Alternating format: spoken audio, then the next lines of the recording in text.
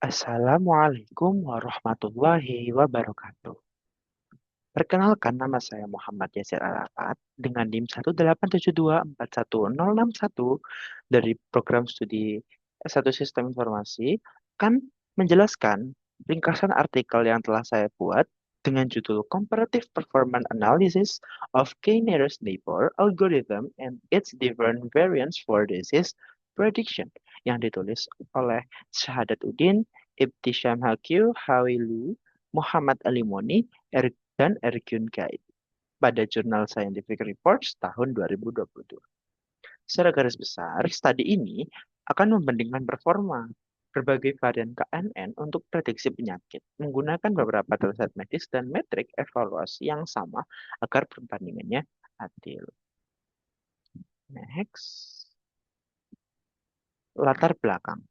Prediksi risiko penyakit menjadi tantangan yang semakin penting dalam bidang kesehatan, sehingga banyak penelitian memanfaatkan machine learning untuk membantu proses tersebut. Di antara berbagai algoritma yang ada, KNN termasuk salah satu yang paling sering digunakan karena sederhana, mudah dipahami, dan cukup fleksibel untuk berbagai jenis data. Namun, KNN klasik juga memiliki beberapa kelemahan, misalnya sensitif terhadap pemilihan nilai K, memperlakukan tangga secara terlalu seragam, dan kurang optimal saat menghadapi data yang bising atau fitur yang tidak relevan. Karena itulah banyak varian KNN dikembangkan untuk memperbaiki keterbatasan tersebut. Next. Tujuan penelitian.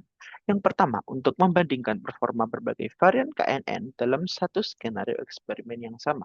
Yang kedua, untuk mengisi gap penelitian, karena sebelumnya tiap varian biasanya diuji sendiri-sendiri, bukan dibandingkan secara langsung. Yang ketiga, untuk menentukan varian KNN yang paling cocok untuk prediksi penyakit berdasarkan beberapa metrik evaluasi. Dengan kata lain, paper ini ingin menjawab varian KNN mana yang paling menjanjikan untuk disease prediction. Next. Varian KNN yang dibandingkan. Dalam studi ini, penulis membandingkan 10 varian KNN, yakni yang pertama klasik KNN, yang kedua adaptive KNN, yang ketiga locally adaptive KNN, yang keempat fuzzy KNN, yang kelima K-means clustering based KNN atau KMKNN, yang keenam weight adjusted KNN, yang ketujuh Hasanat KNN, yang kedelapan generalized mean distance KNN atau GMD KNN, yang kesembilan mutual KNN, dan yang terakhir ensemble approach KNN. Masing-masing varian itu dirancang untuk memperbaiki aspek tertentu dari KNN klasik seperti pemilihan nilai K, pemberian bobot pada tetangga, peningkatan cara menghitung jarak, pengurangan noise, atau penggabungan beberapa nilai K sekaligus. Dengan demikian, penelitian ini tidak hanya melihat apakah KNN bekerja dengan baik, tetapi juga varian mana yang paling efektif untuk konteks prediksi penyakit. Next. Metode penelitian. Kelebihan studi ini adalah semua varian diuji pada dataset dan pengaturan evaluasi yang konsisten, sehingga hasilnya lebih mudah untuk dibandingkan. Penelitian menggunakan 8 dataset penyakit dari Kaggle, UCI Machine Learning Repository, dan OpenML. Dataset mencakup konteks seperti heart attack, heart failure, diabetes, chronic kidney disease, dan breast cancer. Evaluasi dilakukan dengan metode accuracy, precision, recall, serta relative performance index (RPI) atau RPI. Untuk varian yang membutuhkan parameter K, akan dilakukan pengujian pada K dengan nilai 1, 3, 5, 7, 9 yang nantinya akan dipilih hasil terbaik tiap varian.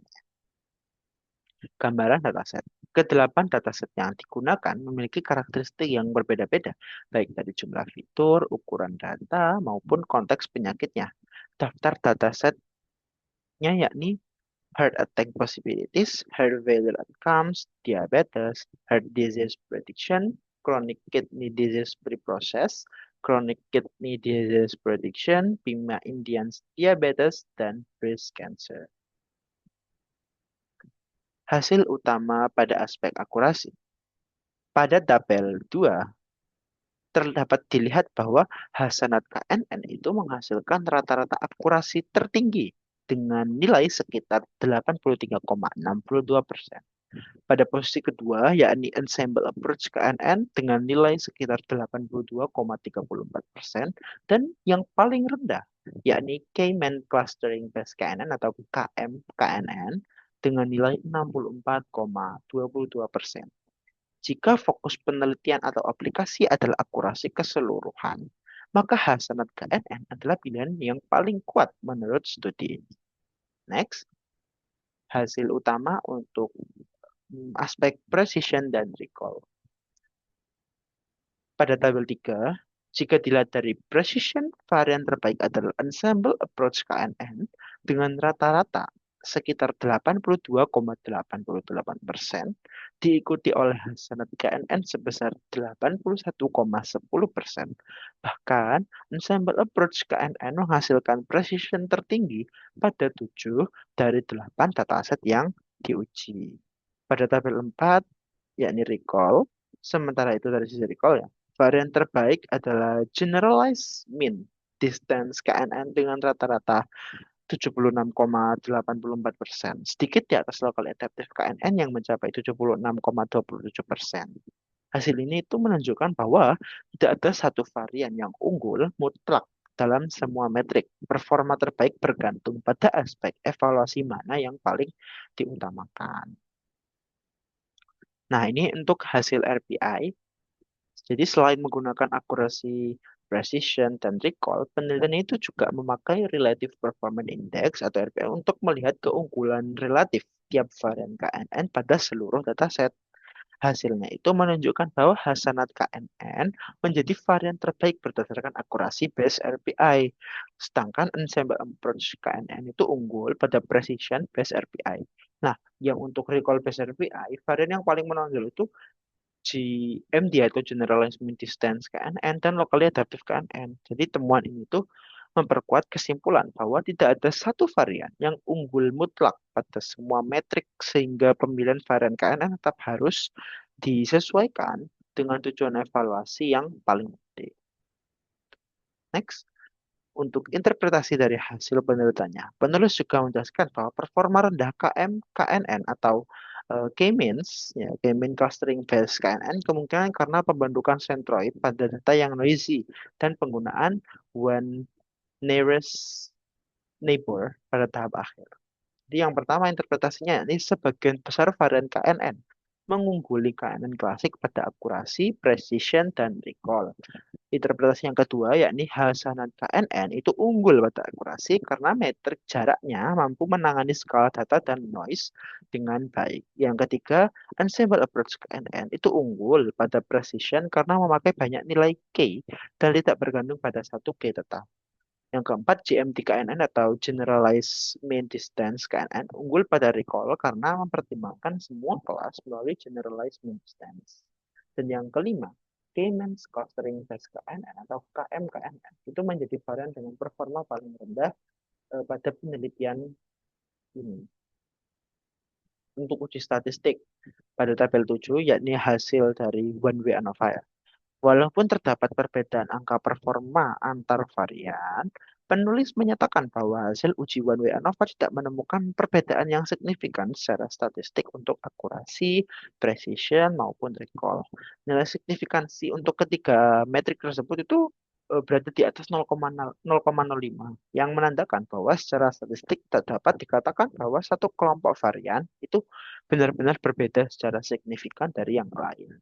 Walaupun secara praktis tetap terlihat pola bahwa beberapa varian itu lebih unggul pada metrik tertentu. Kelebihan dan keterbatasan. Jadi beberapa varian yang lebih canggih kurang cocok untuk dataset skala besar karena kompleksitas komputasi. Yang pertama, Hasanat KNN itu unggul dalam pengukuran jarak tetapi masih bergantung pada nilai K dan kurang untuk memperhatikan minority class.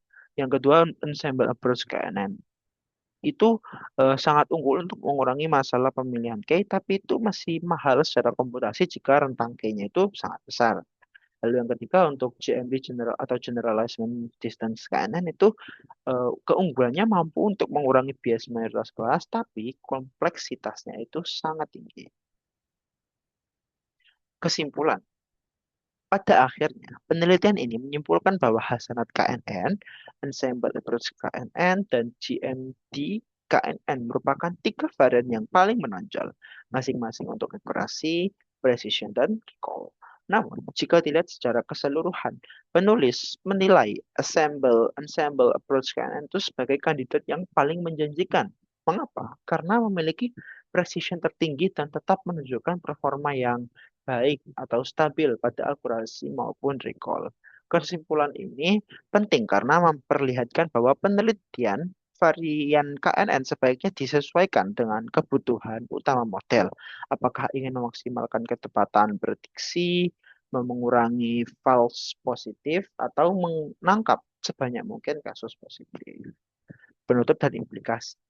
Di penelitian itu menunjukkan bahwa KNN meskipun sederhana ya, tetap memiliki bonus besar dalam prediksi penyakit jika dimodifikasi dengan tepat. Berbagai varian yang diuji terbukti mampu mengurangi keterbatasan KNN klasik. Misalnya dengan memperbaiki pemilihan key, menambahkan bobot, memperhalus perhitungan jarak, atau mengurangi pengaruh noise. Bagi peneliti maupun praktisi kesehatan, hasil studi ini itu memberi panduan praktis bahwa pemilihan algoritma tidak cukup hanya berdasarkan popularitas metode, tapi harus mempertimbangkan tujuan evaluasi dan karakteristik data yang digunakan. Sekian, terima kasih telah menyaksikan penjelasan terkait ringkasan artikel yang telah saya buat. Untuk referensinya sebagai berikut. Mohon maaf apabila ada salah kata. Wassalamualaikum warahmatullahi wabarakatuh.